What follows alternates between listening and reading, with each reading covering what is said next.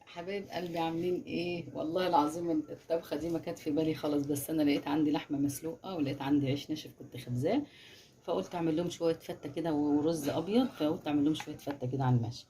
فته فلاحي على اصولها، مش فته بالصلصه والعيش اللي هو المقرمش. ايه، حته الزيته كده مع حته سمنه، سمنه كده جميله.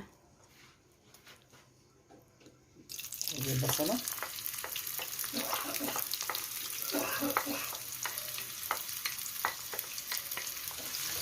البصله حلو، لكن الفتة بتدي طعم وريحة تحفة. بص يا حبايبي، العيش الفلاحي بتاعي أنا خبزاه، حابة أعمله لكم فيديو بعد كده.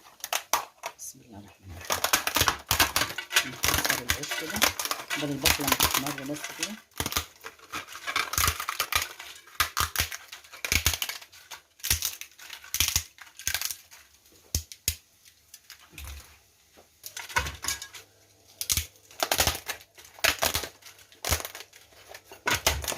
كده خلاص، تمام التمام تمام التمام. العسل هو التليفون، هننزل بشوية شوربة كده زي العسل حلوين كده. الفتة الحلوين، العيش الناشف ده ممكن تعملي بعيش من بتاع الفرن وتحمريه عادي.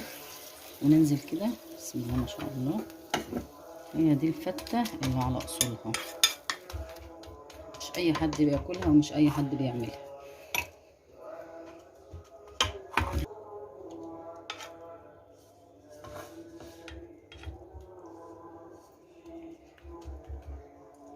بسم الله الرحمن الرحيم. ادي الرز اهو، الله اكبر عليه، احلى من طاجن الرز اللي في الفرن الف مره بالحبايه.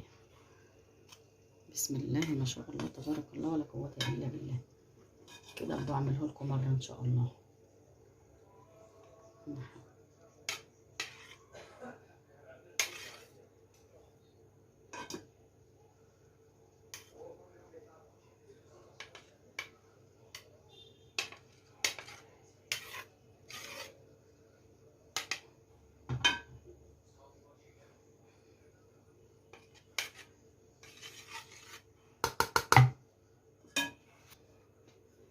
حبه بصل بقى شايلهم كده مقرمشين من البصل الاولانيه.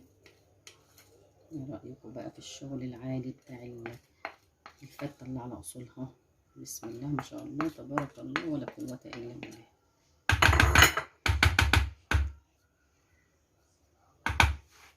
ثلاثة اهيتي، مش فته. وادي اللحمه، بسم الله الرحمن الرحيم. بسم الله الرحمن الرحيم.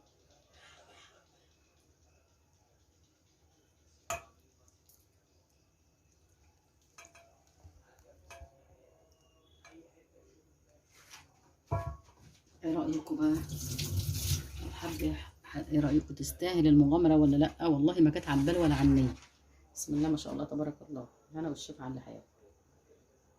لو حابين تشتركوا في قناتي وتعملوا لي لايك وشير مش هيزعلني، ولو حابين تقولوا لي ايه رأيكم برضو مش هيزعلني. ما تنسوش بقى اللايك لايك لايك لايك، وان لقاء في فيديو اخر. والسلام عليكم ورحمة الله.